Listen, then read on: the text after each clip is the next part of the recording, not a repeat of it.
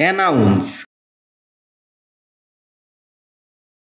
এটি ভার্বের ট্রানজিটিভ ফর্মে ব্যবহার হয়ে থাকে, যার অর্থ হচ্ছে প্রচার করা, ঘোষণা করা, জ্ঞাপন করা, জানানো, পূর্বাভাস দেওয়া, জনসমক্ষে প্রচার করা, প্রকাশ করা, রটানো, বিজ্ঞাপন দেওয়া ইত্যাদি।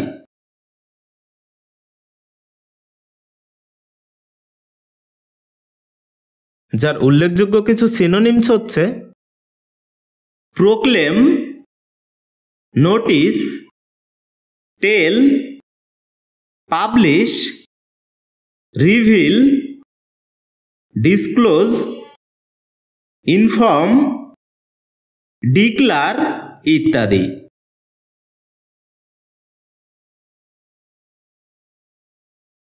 এ শব্দের অ্যান্টোনিমস হিসেবে ব্যবহৃত হয় কিপ কোয়াইট ওয়ার্ডটি,